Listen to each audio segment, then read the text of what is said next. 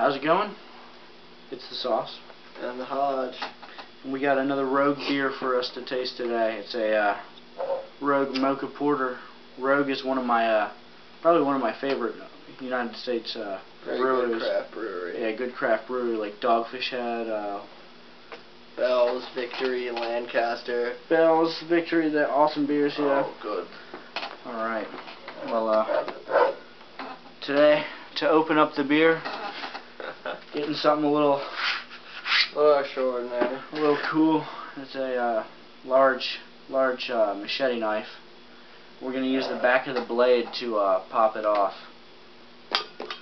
So, that worked really good. Alright, man. Lots of smoke in there. Smell that. That smells actually really good. Even just from the bottle. Coffee smoothie. It does smell like coffee. Hardcore.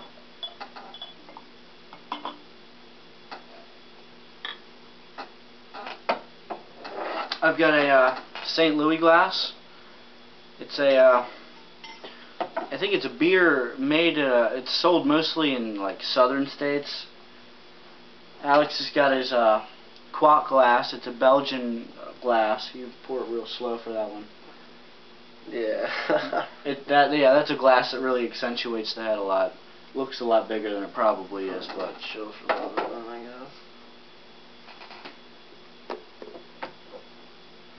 guess. Quack comes from Belgium. It's a Belgian triple. St. Louis is just a. It goes under the St. Martin. Yeah, a lot of single bottles. A lot of single bottles of Quack, but I think this comes from Schlafly beers. I don't know much about it, but does look like a cool glass. I can pour some more in there without making it too bad.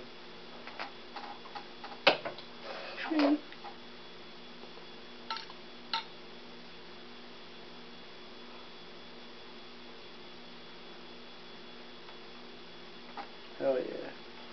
Nice. Yeah, it looks good. Great accentuation of the head. Perfect. Well, as you can see, that's pretty much opaque in blackness. Let me get a picture of the bottle before you put it away. Oh, of course, yeah. 2008. Check out they've always got a cool little guy on the front, or a girl. He's always holding up a chill little mug. And he's definitely always chilling hardcore. Nobody chills hardcore like the dudes no one at chills Rogue. like the Rogue guys. Yeah, I want to meet him. I want to drink a beer with him. But you see that's black. It's kind of like maybe there's like a reddish hue, but it's the tiniest bit of red. Tiniest little bit. And the head is pretty dark. Very creamy. And none of those bubbles seem to be popping. They just seem to be staying there. Just chilling. Toasted, drink it yet. burnt coffee smell. Toasted. It kind of resembles a root beer float. It does look like a root beer float, no joke. Have a little sip now. It's a lot of fun.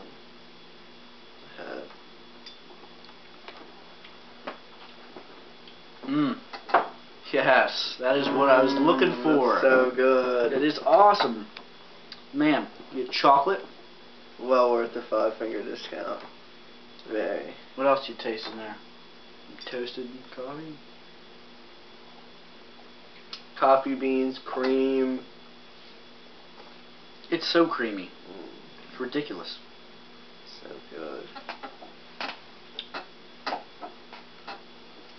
It's probably the best porter I've ever tasted in my life. Definitely. I've had the Anchor Porter. I really didn't like it. That was probably the first porter I tasted, and I guess it wasn't a very good candidate for the porter class. And I think Rogue has come and changed my view on I had the Sam Adams Porter also. Pretty terrible. Sam Adams Porter is not that great? Pretty bad. Might have to review that one. I haven't reviewed any Sam Adams. I'm really not big on it for some reason. I'm big on Belgian beers. Well, when their Utopia comes out next year, we're reviewing that. That hasn't come out yet? No. Well, I thought I heard I've seen earlier this year it did, but they're already all out, I'm pretty sure. Utopia. Sounds good.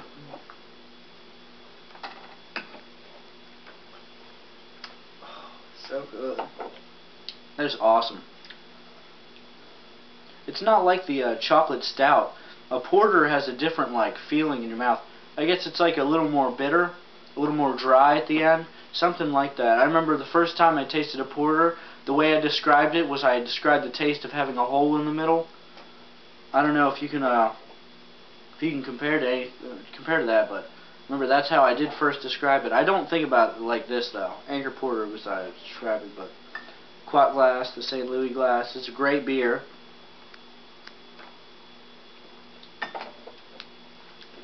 It's got a lingering taste in your mouth. A lingering, delicious taste. Delicious, of course. That is real dark, but not as dark as Storm King or Stone Russian Imperial. That was the greatest stout. It was delicious. Delish.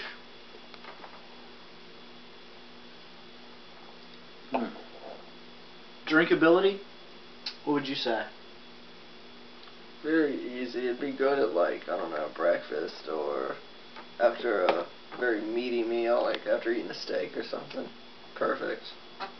I could see myself eating a steak and then having a little cheesecake with one of these, with a dessert. I think it's more like a. Sounds good. It does sound good. I wish we had some cheesecake to pair with this. So how high is the alcohol content on this? I think it's relatively low in alcohol.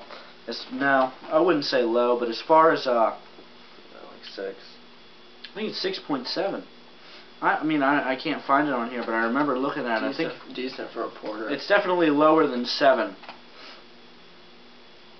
I didn't realize this. This is actually a 650 milliliter bottle. So it's less than it's 100 less than a 750. How much?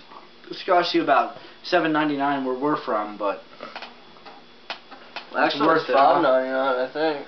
$5.99? Yeah. Some rogues get $7.99, don't they? Yeah, I'm pretty sure. Well, I'm going to give that Mocha Porter a double thumbs. I liked it a whole lot, and it really changed the way I thought about porters. What do you think? Also, a double thumbs. Very easy drinking. Very delicious. Yeah, for a porter. Heh. It was good. Like a vault. So I'd say you got to go out there and you got to buy Rogue, because Rogue has never let me down. Hopefully our next can be the Shakespeare Stout. I'm looking forward to some Shakespeare Stout. So get this beer or else. There's a lot of ditches in the desert, YouTube.